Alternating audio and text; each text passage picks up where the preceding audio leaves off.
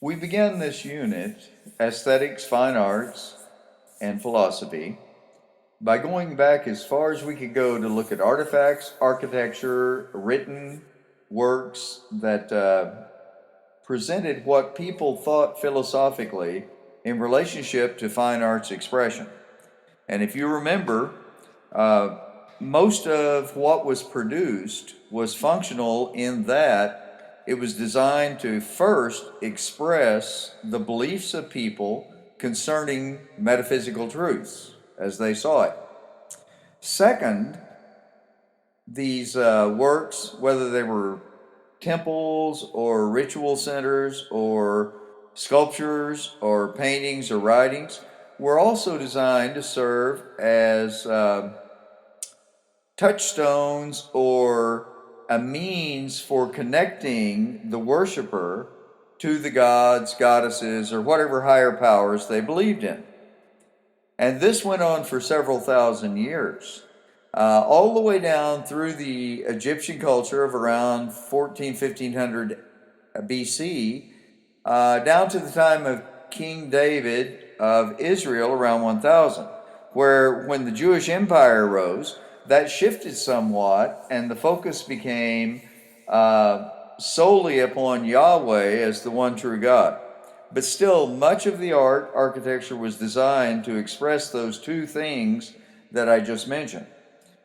After the collapse of the Jewish Empire and the rise of the Assyrians, the Babylonians, the Medes, Persians, Greeks, Romans, we see a return to the older approach to venerating gods and goddesses and making direct connections with those spiritual entities, which, of course, those cultures believed were divine entities who should be worshipped, whereas the Jews viewed them, and the Bible viewed them, as fallen angel entities who were very dangerous and should not be worshipped.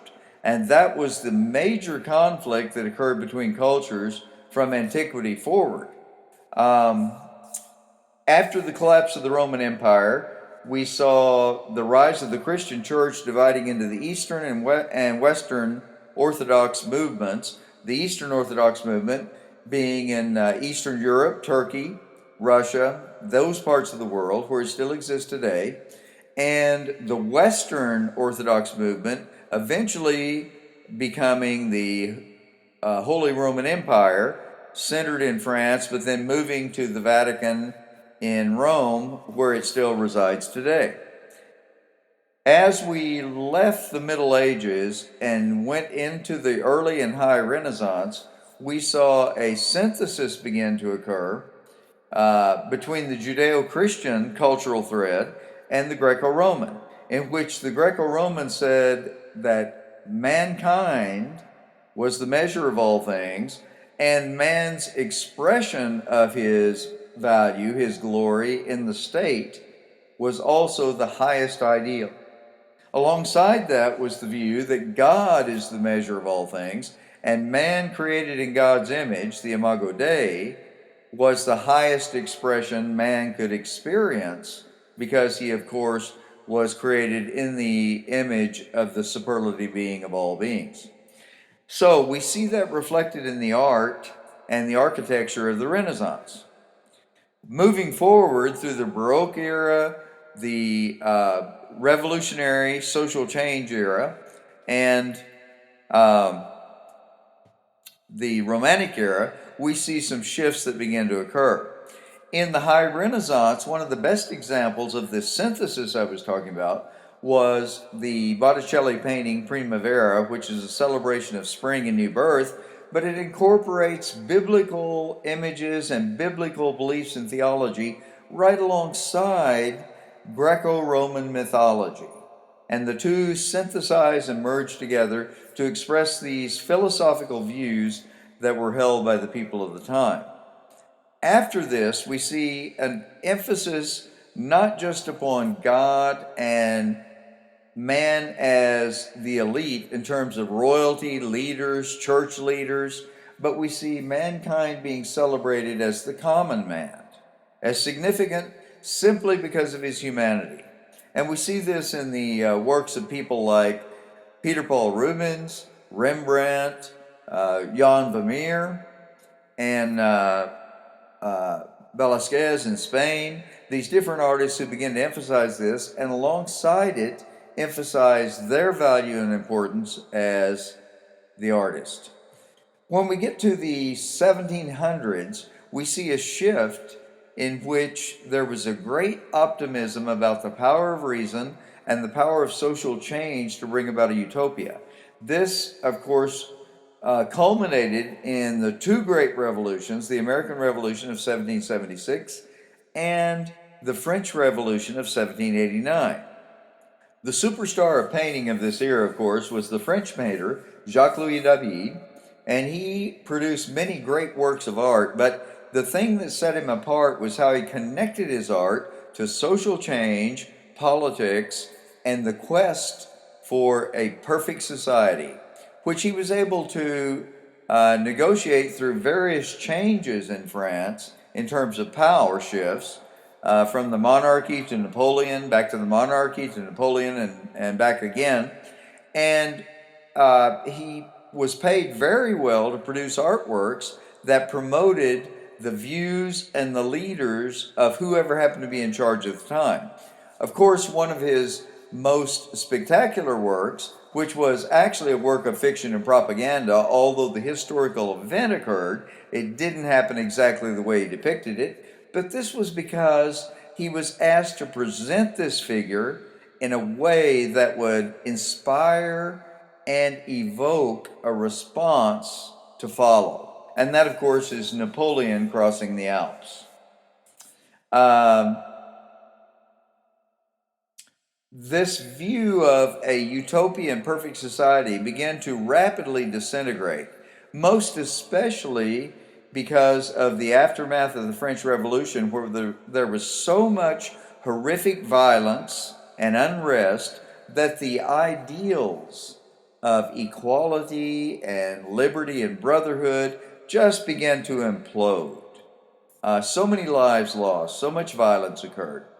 And of course, then the shifting cultural, social changes back and forth where there was no stability. And this went on for about 40 years until finally the optimism collapsed and was replaced by something else.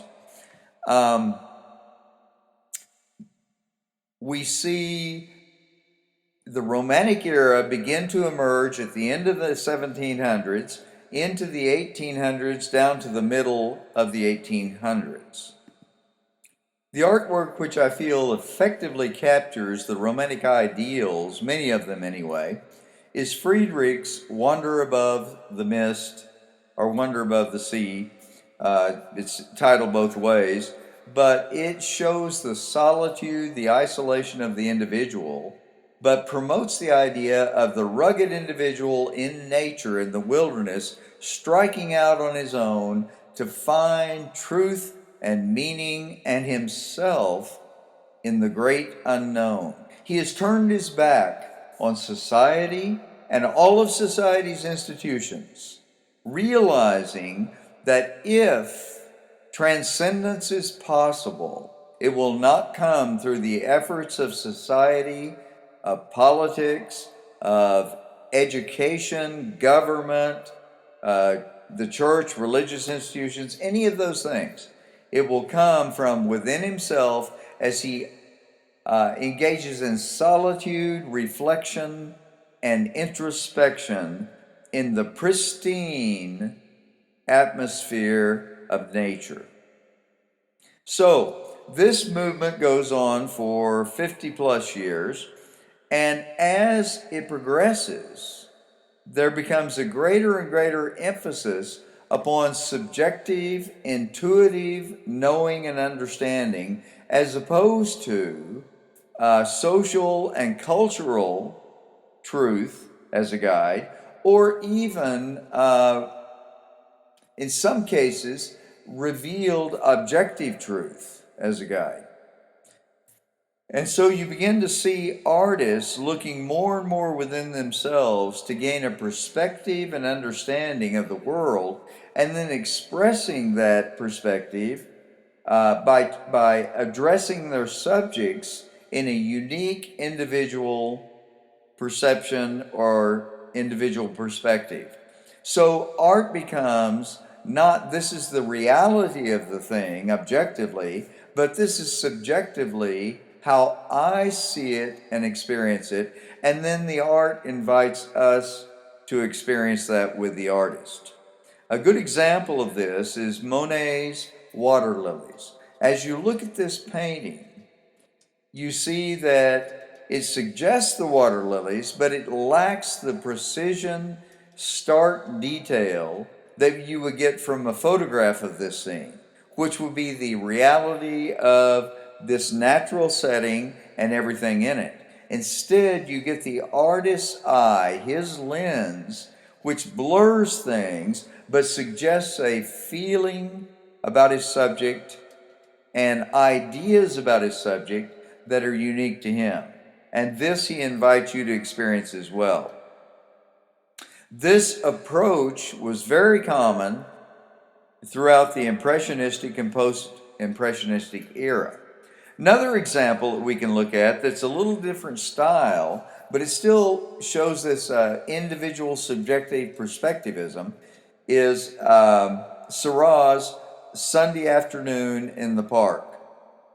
And this is an example of a technique or a style called pointillism, in which the painter puts individual dots of paint of different colors on the canvas in proximity to one another, which as you step back, they merge together and the whole scene emerges as the subject he desires you to experience. But as you move closer and closer, the subject tends to pixelate into little pinpoints of color. This is a little bit like what happened with the early televisions with their tubes and their three color pinpoints or dots of color that produced images on the screen.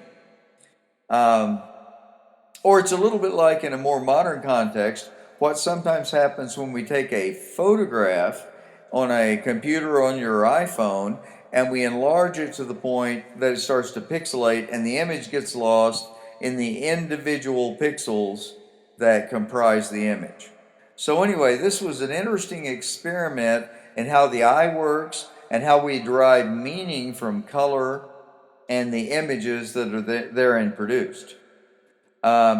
This was also a time period on the heels of Gothic romance when exotica became very popular, and artists began to be interested in strange places, foreign places, which were not common to European experience, but the artists became fascinated with those and began to incorporate those elements into the art. And of course, no one did this more profoundly than Gauguin, French painter who was a friend of Van Gogh's, but he leaves Europe and France to go and live a native life in the South Pacific and Tahiti in native culture.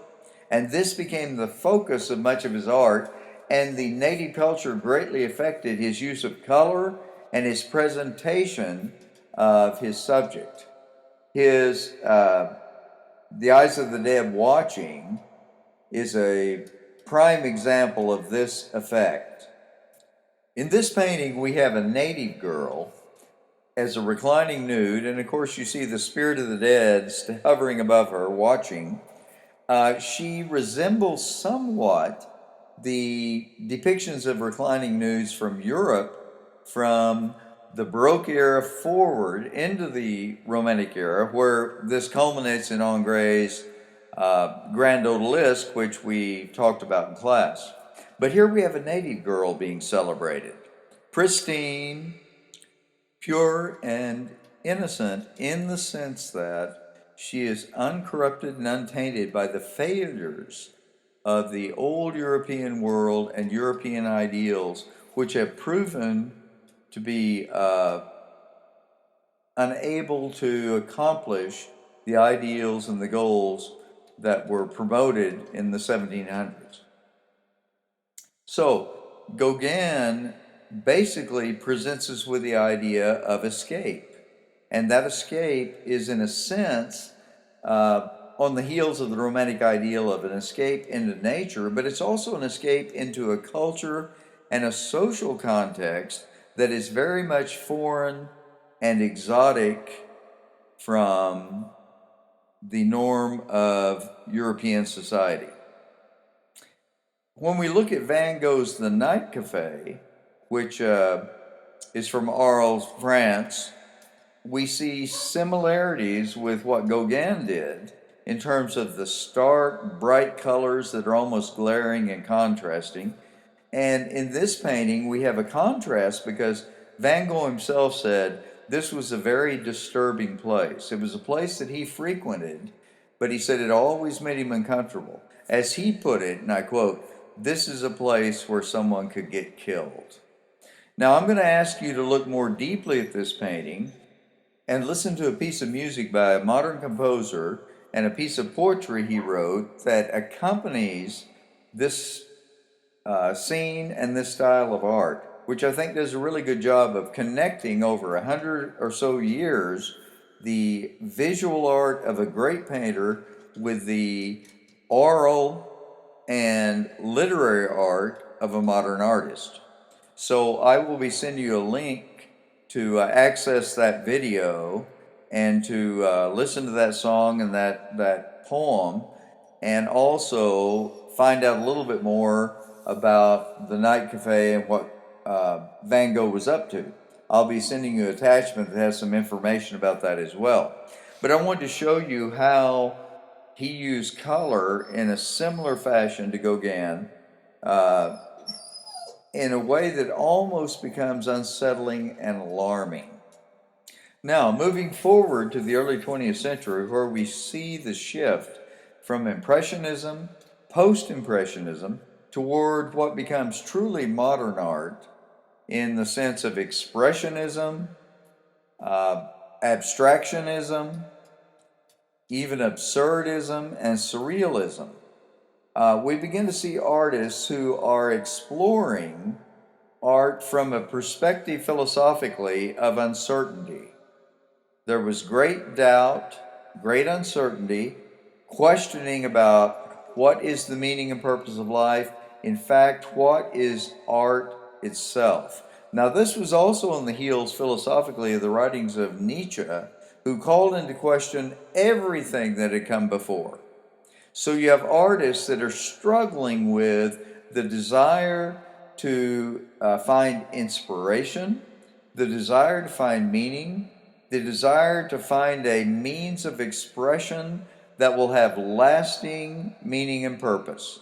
And this was a great struggle, and we will see this played out in the art as we progress. One of the goals was to find something that could be appealed to as fixed and certain and therefore relied upon. Well, one of the things that arises during this period is the certainty of mathematics and geometric design and the certainty of color.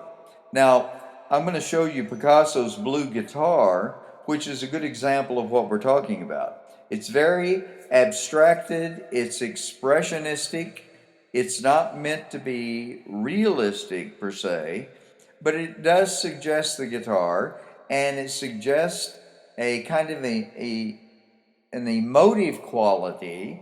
It evokes an emotional kind of response by his use of color. You'll notice it does have a lot of geometric angles and lines that create also an effect of structure, which is one of the attempts being made by artists of this time, is to provide some kind of certainty and structure and meaning using lines, colors, shapes. Okay? And Picasso did a number of these kinds of paintings. In fact, this became very much a part of his style. It came to be known, as Picasso presented it, as Cubism because of the geometric lines that he used that so much resembled angles and cubes. But at the same time, the desire for human contact and meaning did not disappear. And we have artists like Klimt And probably one of his most famous works, The Kiss, which many people have seen, where he's experimenting in different textures and substances for his art and to put on the canvas. But of course, what's being pictured is a kiss between two lovers, but it's very much abstracted and expressionistic, still recognizable for what it is, but there's a lot of uncertainty and questioning about what it really means and what the artist is trying to get us to really think and feel. Okay? I would suggest to you that you go back to the Romantic era and look at some of the Romantic paintings in the genre of paintings like The Lady of Shalott, or some of the other paintings that harken back to the ideals of Camelot and King Arthur, because that became popular, and look at some of the Romantic paintings there and contrast them with what you see here in the Klimt painting. Now let's return for a moment to Picasso and one of his most famous works, which is Les Demoiselles d'Avignon, which is the Ladies of Avignon. And this painting is very philosophical. It does capture his angular cubist approach, but it also incorporates his interest in African art, because some of the figures in the painting are masked with African masks. But now there's a reason for those African masks that goes beyond just the exotic element of African art and his desire to incorporate that into his works. You will notice, first of all, that these are figures, female figures, that are full standing nudes, yet these figures don't resemble actual women as you would see them. They're abstracted, they're expressions of Picasso's view of these women, which, by the way, are expressions of Picasso's view of all women. Picasso was no friend of women, unfortunately. He at one time said that he wished when he was through with one of his lovers, he could kill her so she couldn't come back and bother him. That's a pretty dark statement. But he also said that women are at once all doormats and whores and should be treated accordingly. As I said, that's not a very positive view of women, and that's unfortunate, I think. Picasso was a great artist. That doesn't mean he was a great philosopher or a great person. Okay? It's possible to love his art, but not like the guy. Okay? But you decide for yourself. In any case, these women are posed facing you, the audience, and even the ones with their arms raised are sort of in that pose of the willing woman with the come hither gaze and expression, saying, "Take me, I am yours." However, when you look closely at these figures, especially the ones who are not masked, and you look at their eyes are black and hollow and soulless. And these are not women to form relationships with that are based upon love and romance and family and parenting and all that goes with that. Instead, these are women that offer themselves solely for sexual pleasure and profit. In fact, these are prostitutes, and they expect to be paid for what you expect for them to do. However, these women also are very dangerous, because if you pay them and engage in a sexual intimacy, you may contract sexually transmitted disease that you will carry with you out of that encounter that will not leave you. And in this sense, these women become dangerous commodities that, if not avoided, need to be carefully encountered. And this seems to be the message that Picasso is sending about male-female relationships, but even more, this may be, in a larger sense, a metaphorical statement about the very dangers of modern life. Remember, we have turned a corner in the 20th century.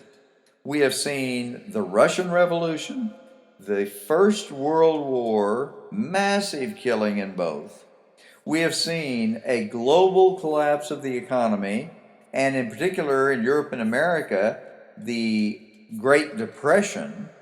We have seen the rise of Hitler, the civil rights and human rights abuses of Stalin and World War II, and we have seen the rise of Mao Zedong in China, the rise of communist China, and tremendous human rights abuses there.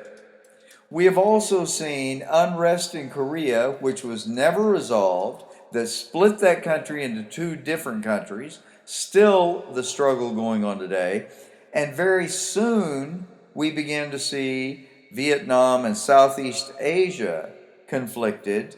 And by the 1970s, the Vietnam War has become a fiasco, and Cambodia with the killing fields under Pol Pot, and then the rise of socialist, communist regimes in Latin America that followed the lead of Stalin and Chairman Mao in terms of human rights abuses and the use of the drug culture and drug traffic as a way of making millions and millions of dollars, which by this time has morphed into, if you're following the news at all on our border, has morphed into sex trafficking and a just unthinkable, horrific abuse of men and particularly of women and many times boys and girls.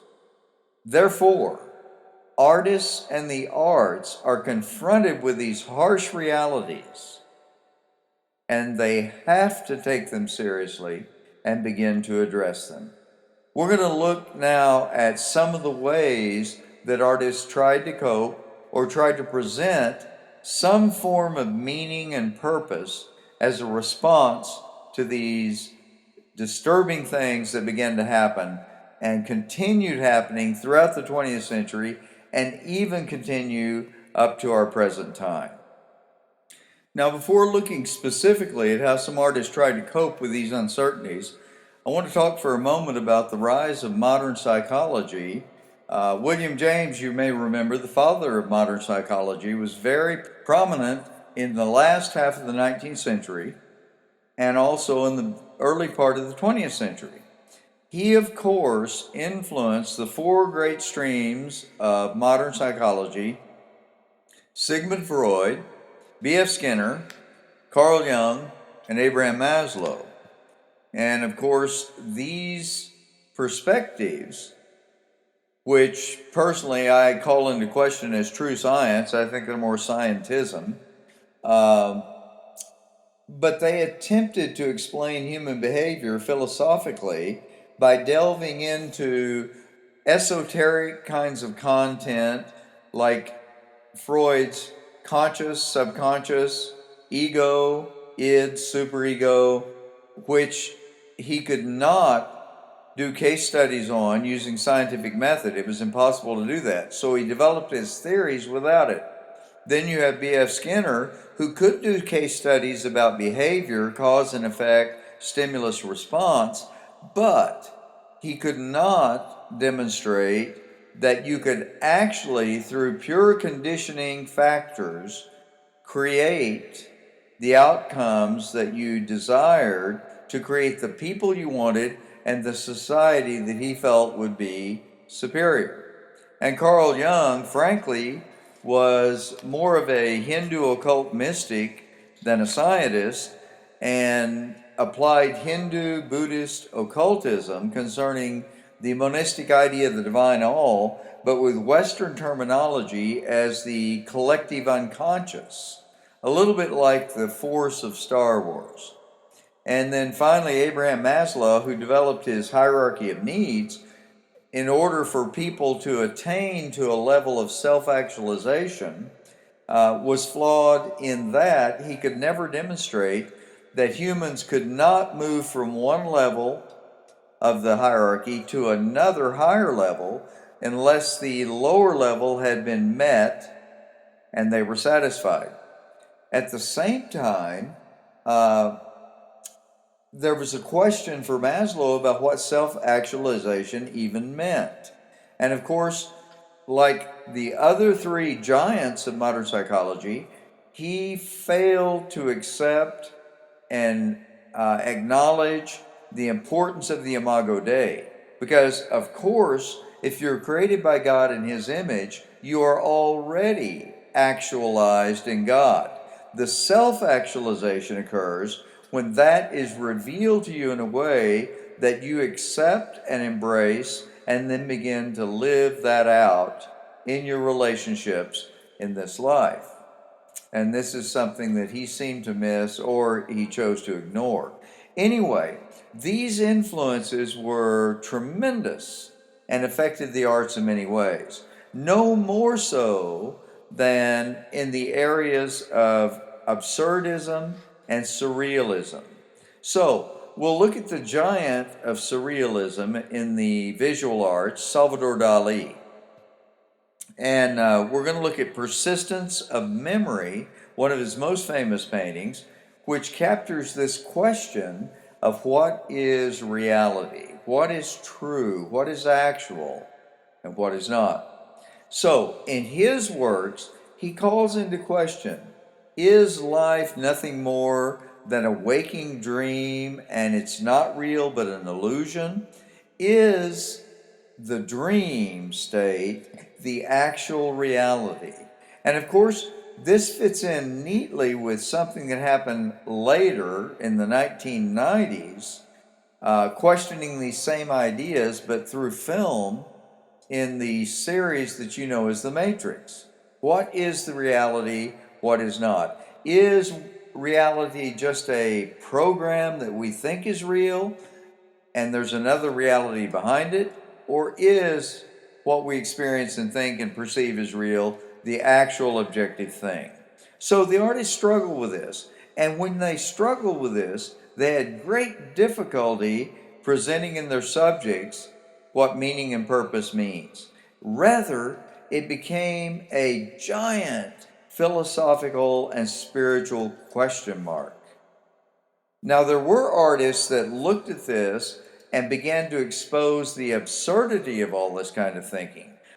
For example, the surrealist painter Rene Magritte and his painting, Collective Invention, or The Reverse Mermaid, is a stark example of what we're talking about.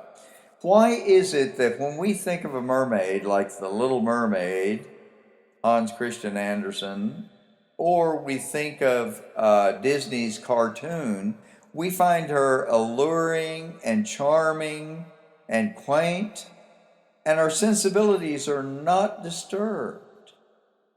Why is it that when we hear stories of mermaids or we see sculptures, like over here at Bass Pro Outdoor World, where we have a sculpture of a mermaid, it doesn't offend or bother us in our sensibilities?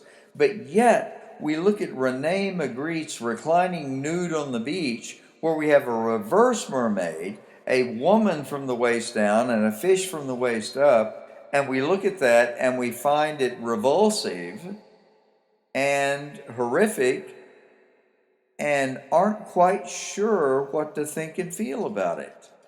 But when you really think about it, why is that any more strange and odd than a traditional mermaid?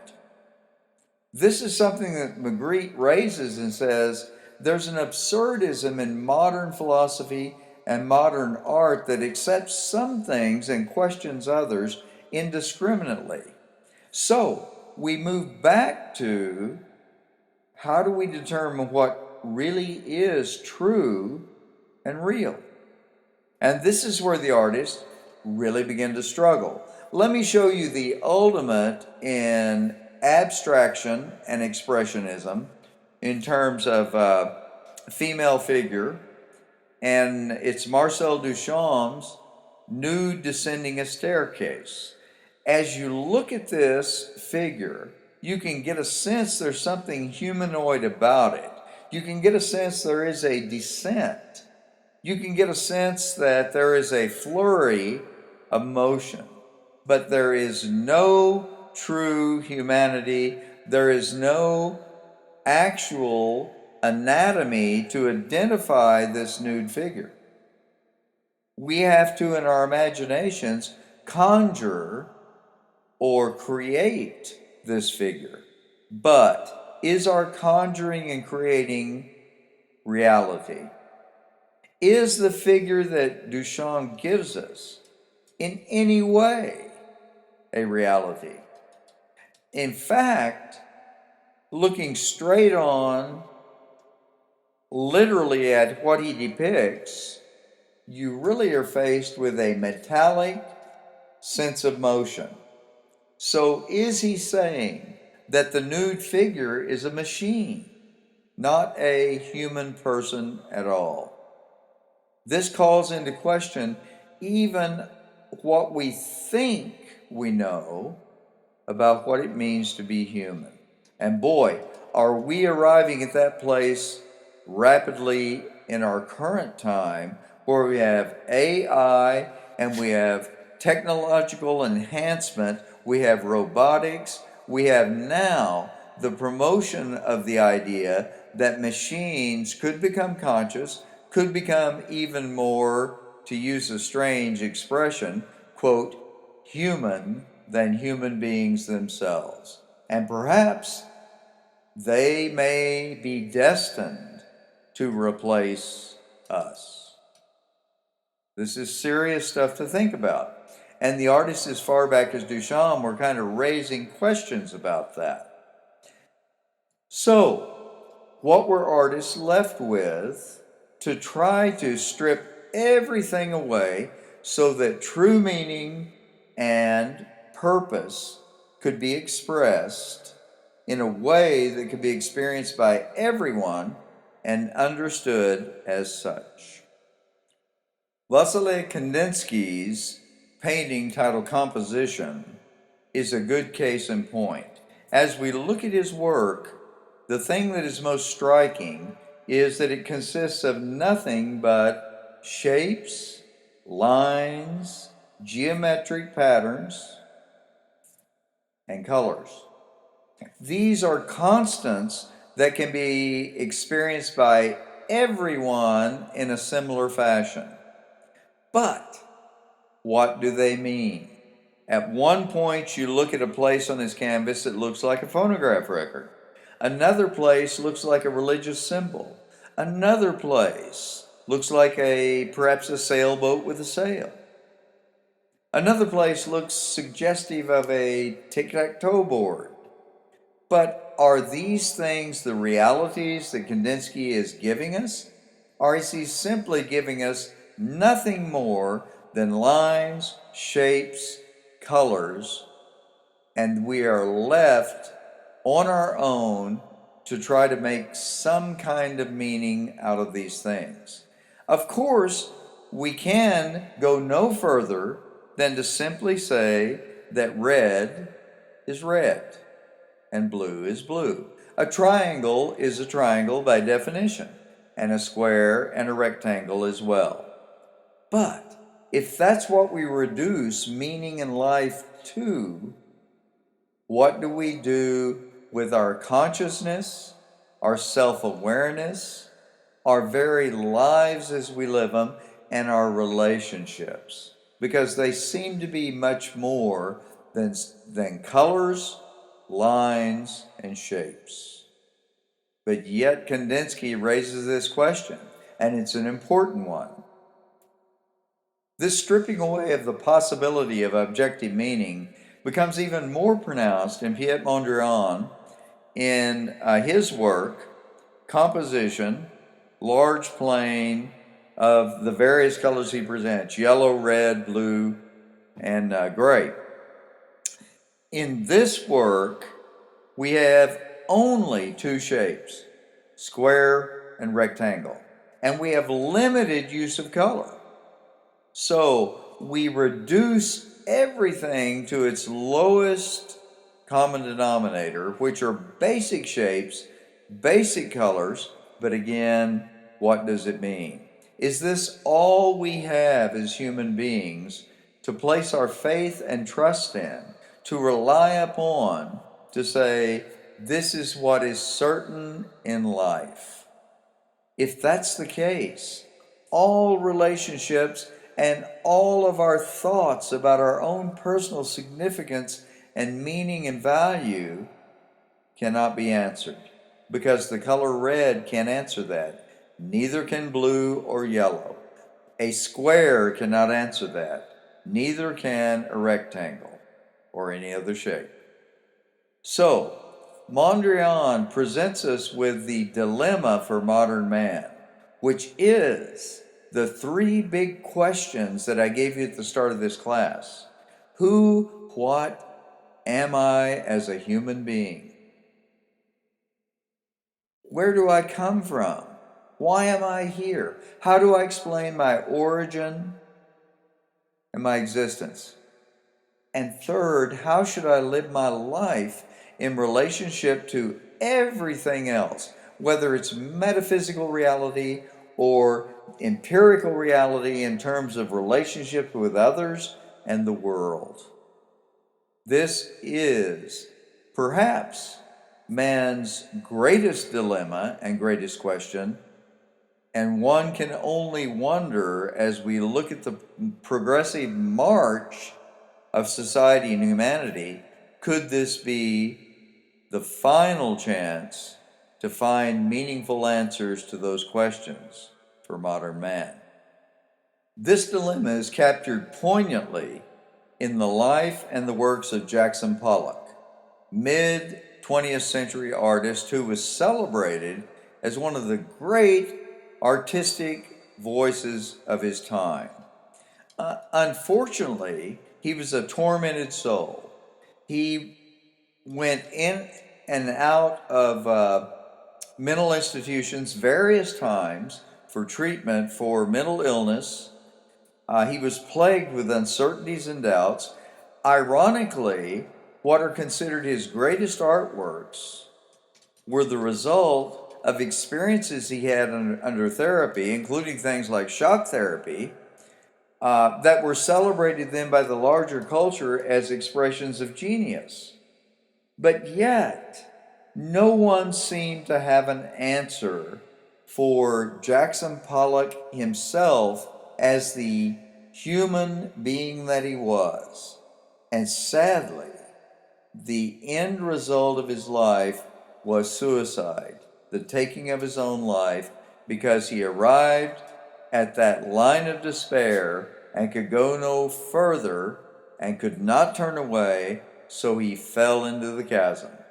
The work that I'm presenting to you here is called Autumn. As you look at it, I challenge you to find images of autumn that are part of your own personal experience. What is there in this work that is truly a depiction of autumn as you have experienced it? Rather, the work is an assortment or collection of lines and shapes that seem to be random and many ways disconnected, that defy our ability to find meaning and purpose. And yet, modern man felt pressured to do just that, to somehow try to find meaning and purpose in what was absolutely a question mark about meaning and purpose, and an absurdity concerning any hope of certainty about meaning and purpose. So where does this all bring us? It brings us to the last half of the 20th century and up to the present, which I will be presenting in future couple of sessions. I would like to end, though, with a painting that goes back to the latter part of the 19th century, that impressionistic, post-impressionistic era. This is, of course, Edvard Munch's The Scream. All of you have probably seen this painting. It looks very modern. It's another one of those that I've always felt would make an interesting album cover in rock and roll. But Munch, to give you a context, painted this painting as a protest against the fine arts and theater of his day in his own country, where he felt the arts had lost a center, that meaning and purpose were disintegrating. And he gives us a figure here who can do nothing else except scream. And the scream is directed toward the transcendent metaphysical realm, a scream toward God, if you will, to say, God, please come and intervene and show us the way. I believe that Munch's painting resonates as powerfully today as it did 130 years ago. You decide what you think.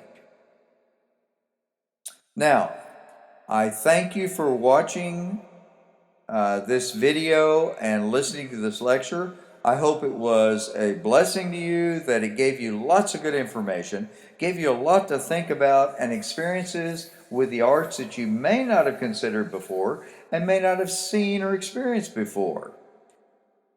I look forward to having you back in class soon. And as I like to always say, you guys are the best.